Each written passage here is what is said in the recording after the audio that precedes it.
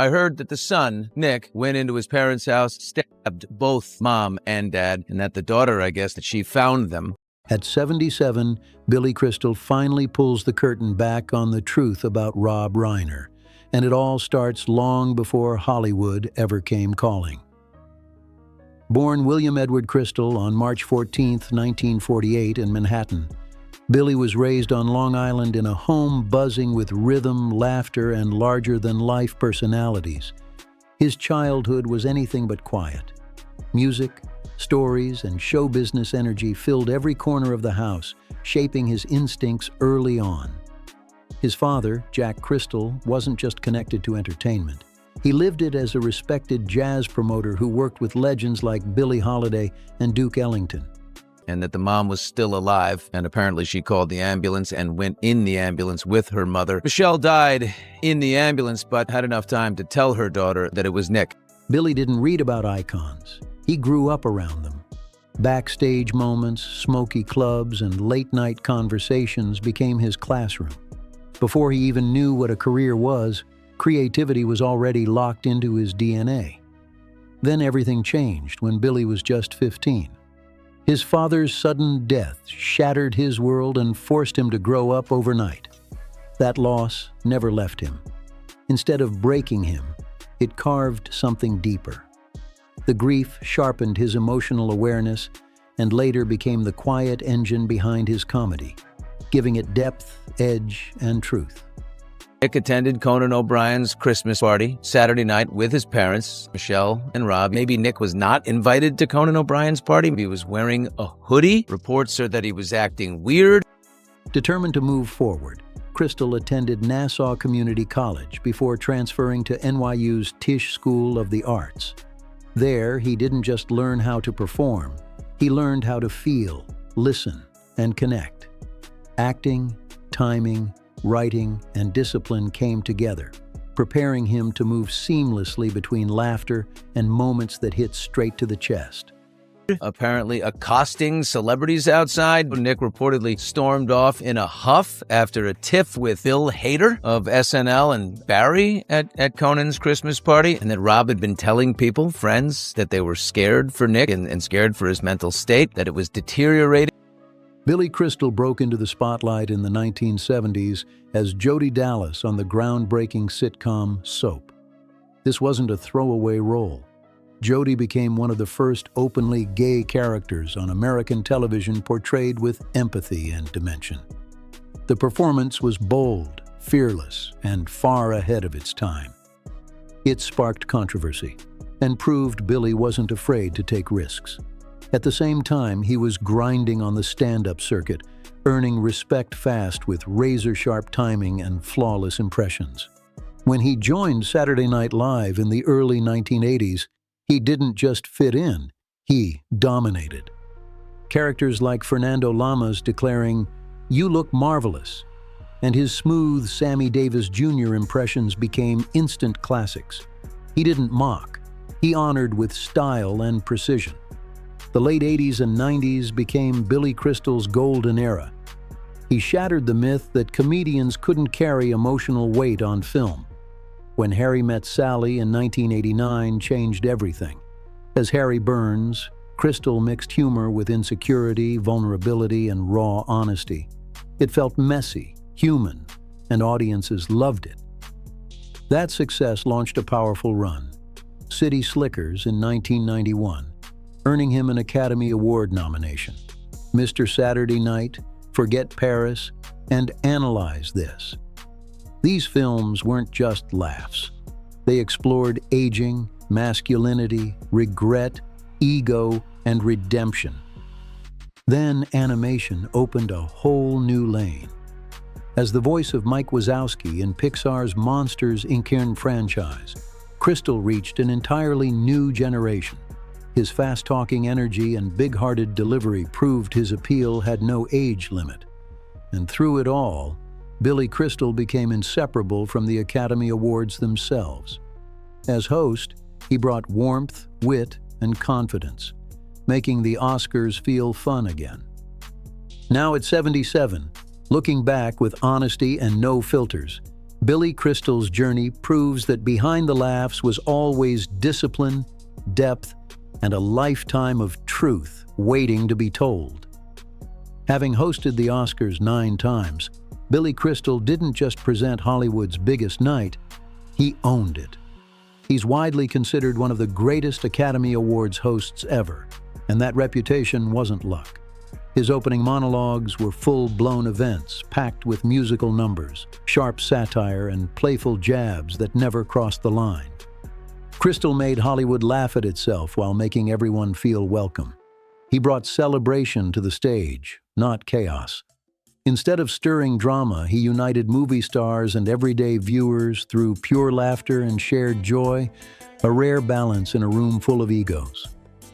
Outside award shows, one thing never changed: his love for the live stage.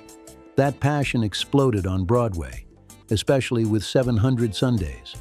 These one-man shows stripped away the glitz and went straight to the heart. Crystal opened up about family, loss, love, and memory in a way that felt deeply personal and real. This wasn't loud comedy. It was emotional storytelling that landed where people live.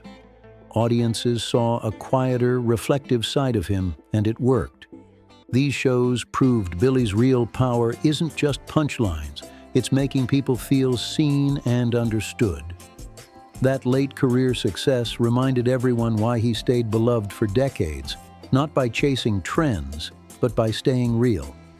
Then in 2022, Crystal made another bold move, returning to Broadway with Mr. Saturday Night, a musical adaptation of his own film. Instead of playing it safe, he doubled down, writing and starring in the show himself. That wasn't nostalgia, it was confidence. Backed by experience, he brought humor, depth, and lived-in truth to the role, showing both the highs and lows of a life spent chasing laughs. The production became a full-circle moment, celebrating decades of comedy, survival, and performance. It landed strong and earned him Tony nominations for Best Actor and Best Book of a Musical, a rare combination that spoke volumes. Crystal's voice also flowed through his writing. Over the years, he's authored 5 books filled with wit, warmth, and insight. His 2013 memoir, Still Foolin' 'Em, pulled back the curtain on show business with honesty. No fake shine, just real stories. Even after decades in the spotlight, Billy keeps finding new ways to connect. His personal life mirrors that same loyalty. On June 4, 1970, long before fame, he married his high school sweetheart, Janice Goldfinger.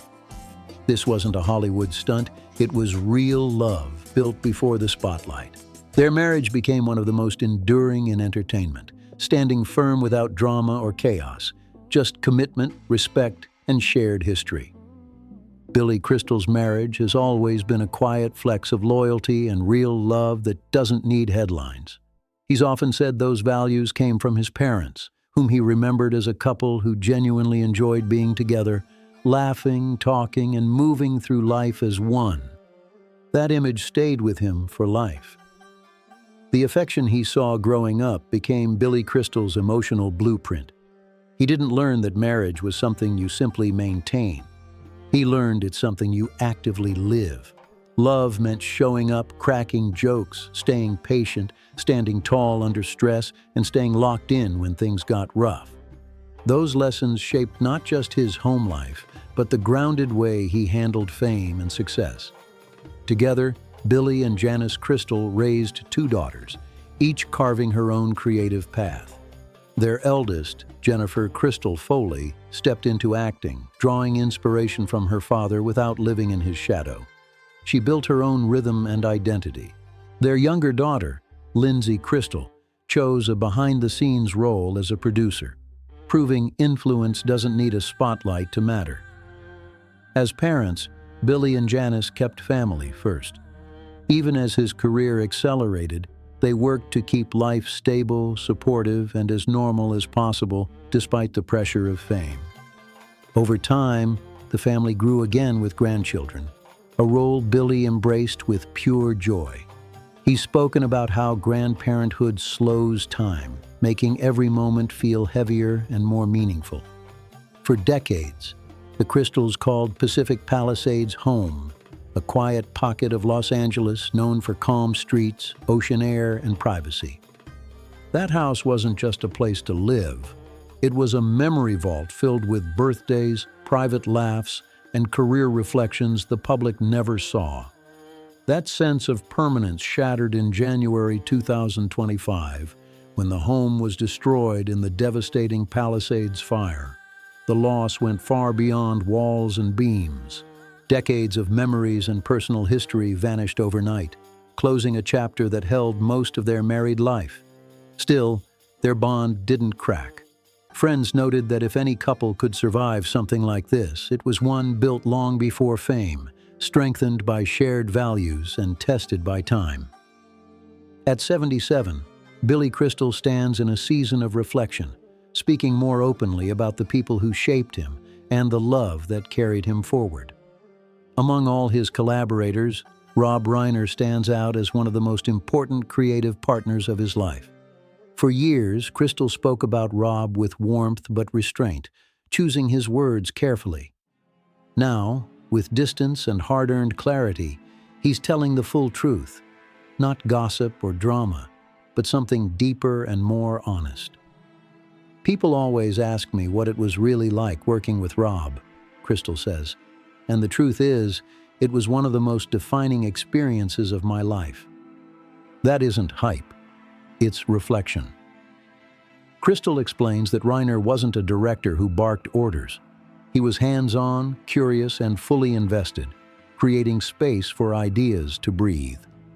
His understanding of comedy went far beyond punchlines. Rob knew comedy comes from character and honesty, Crystal explains. He never wanted jokes just to be jokes. He wanted them to come from who the people really were. That mindset shaped everything, especially during When Harry Met Sally, where Crystal says he was pushed harder than ever before. He challenged me constantly, Crystal admits. Not cruelly, not with ego, but in ways that made him better. Reiner's calm confidence gave actors room to stretch. He'd casually say, "What if we try it this way?" And suddenly a new layer would surface, raw, honest, unexpected. One truth Crystal now shares openly is just how emotionally sharp Reiner really was. Rob is a very sensitive guy, he says. People see the beard, the big laugh, the commanding presence.